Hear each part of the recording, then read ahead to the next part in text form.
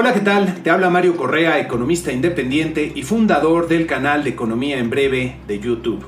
Tengo el privilegio de poder compartir algunas reflexiones con los amigos de la AMIB, a la que agradezco mucho la invitación para contribuir a su podcast. Esta semana estaba reflexionando que en mi programa semanal se ha vuelto cada vez más importante y recurrente el dedicar un buen tiempo a comentar la situación política, y algunos de mis amables suscriptores me han comentado que me he convertido en analista político. Me preguntaba si tiene sentido dedicar tanto tiempo del programa a comentar los temas del entorno político, ya que después de todo, el programa es un análisis de la coyuntura económica, es decir, repasar los principales indicadores económicos publicados en la semana para tratar de entender lo que está pasando con la economía y cuáles pueden ser las implicaciones hacia adelante. En el entorno altamente polarizado que vivimos en el país y de hecho en el mundo, muchas personas quieren evitar los temas políticos. Los empresarios quieren concentrarse en sus negocios y en sus empresas, los financieros quieren concentrarse en los mercados financieros y en las decisiones para sus empresas,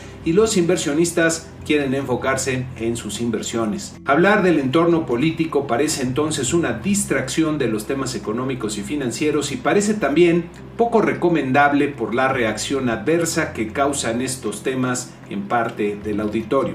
¿Por qué entonces hablar de política si lo que queremos es entender el entorno económico?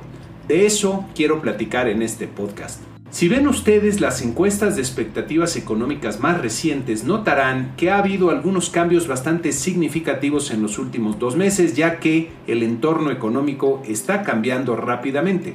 De hecho, los fuertes cambios en el entorno económico se deben a una decisión política, a la terrible decisión del presidente ruso Vladimir Putin de invadir Ucrania.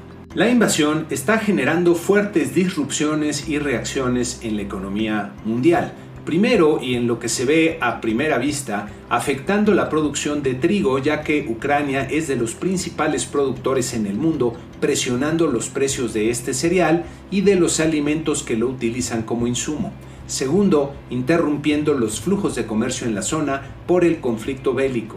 Tercero, por las repercusiones que tiene sobre el comportamiento de otros países. El ver a la segunda potencia militar utilizando su ejército para tomar territorio de otra nación tiene graves repercusiones, ya que pone a prueba el entramado institucional multinacional que se construyó después de la Segunda Guerra Mundial, y de forma por demás trasnochada y obsoleta por parte de Putin, tratar de revivir las ideas colonialistas como si fuera el siglo XIX.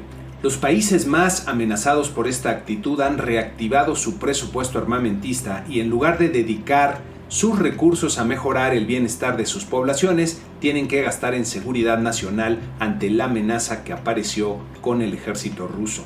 El mundo observa con atención y gran preocupación la reacción de otras potencias como China, que observa lo que ocurre y que si resulta que Putin tiene éxito en su locura, podrían ellos mismos embarcarse en la invasión de Taiwán, generando entonces una nueva oleada colonialista como en el siglo XIX. Miren, hay eventos que no pueden pasarse por alto y no admiten la neutralidad o las medias tintas. La decisión de Putin es terrible para el mundo, ya que nos mueve hacia atrás en el proceso de expansión de la cooperación internacional que se había venido construyendo desde la caída del muro de Berlín, pero en un momento en el que el mundo ya no soportaría un regreso a la autarquía y al nacionalismo fanático y recalcitrante.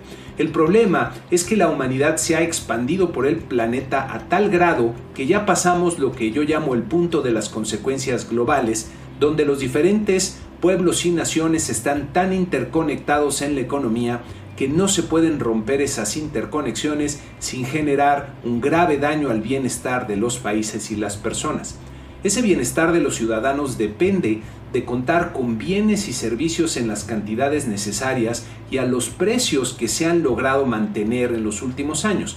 En la medida en que el comercio mundial retrocede, se van perdiendo las economías a escala que permite la cooperación global, lo que aumenta los costos para las empresas y los precios que pagan los consumidores, y lo que termina implicando una expansión de la pobreza. Pero el segundo problema es que, a diferencia del siglo XIX, ahora la humanidad tiene la tecnología para destruirse por completo, y si las cosas se salen de control, no la vamos a contar. Regresando a los cambios producidos por decisión del señor Putin, la respuesta que ha generado en el mundo ha sido muy interesante y diría que inesperada. Los aliados occidentales encabezados por Estados Unidos han aplicado una serie de sanciones económicas sin precedentes sobre Rusia y el grupo de personas cercanas al poder de Putin. Algunos analistas han señalado que se están usando armas económicas, entre comillas, nucleares sobre Rusia, que de continuar van a destrozar la economía rusa y producir un gran sufrimiento en el pueblo ruso, que se ha convertido en otra de las víctimas de Putin. Estas medidas tendrán serios efectos sobre la economía del mundo, ya que entre ellas se decidió dejar de comprar petróleo y gas a Rusia, que es uno de los principales productores del mundo y que también es su principal fuente de recursos para financiar a su ejército. Entre las consecuencias más visibles de estas sanciones se tienen una inflación que ya está repuntando de forma no vista en 40 años y que seguirá presionándose conforme se extiendan estas disrupciones en diferentes mercados.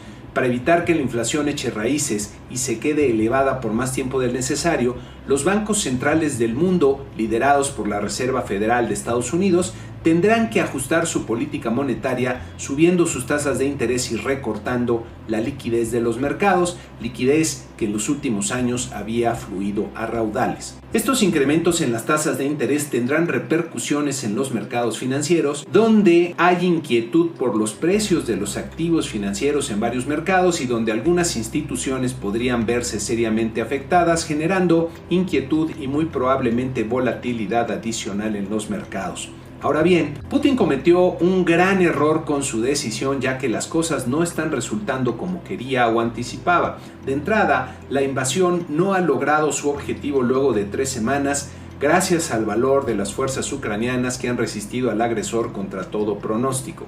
La respuesta de los aliados occidentales me parece que tampoco estaba en los cálculos de Putin, respuesta que por cierto me parece muy inteligente y quedará para la historia, ya que en lugar de confrontar al matón en una pelea que puede destruir el mundo, se le da la espalda para hacer negocios, lo que en el mundo actual es una condena a la pobreza de su pueblo.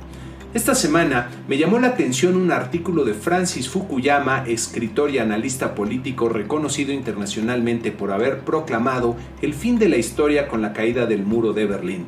En el artículo titulado "Preparándose para la derrota", Fukuyama hace varios pronósticos, comenzando por señalar que Rusia se dirige a una derrota total en Ucrania y que Putin no sobrevivirá a la derrota de su ejército, explicando los errores cometidos por Putin y sus fuerzas militares.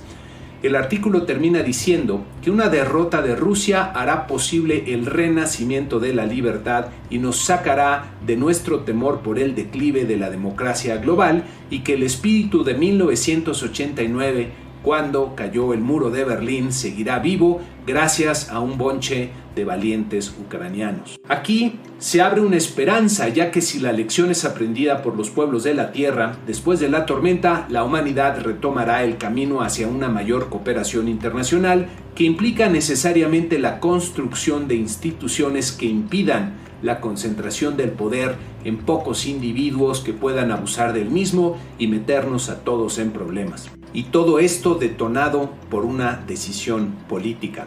No puedo terminar esta reflexión sin hablar de México, donde la polarización entre los ciudadanos se ha atizado desde el poder como una estrategia deliberada y el actual gobierno toma toda observación o crítica como una confrontación. Decir que se están tomando malas decisiones que tendrán repercusiones negativas para la economía y el país no es buscar la confrontación, es llamar a la reflexión para corregir el rumbo.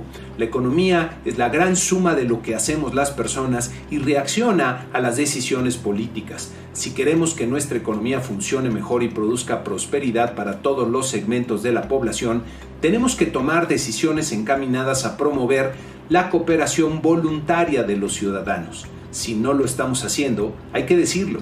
Si queremos anticipar lo que puede ocurrir en la economía y los mercados financieros, tenemos que estar atentos a lo que ocurre en el entorno político y tenemos que hablar de política. Espero que estas reflexiones les hayan sido de utilidad y les agradezco enormemente su atención. Que tengan un excelente día.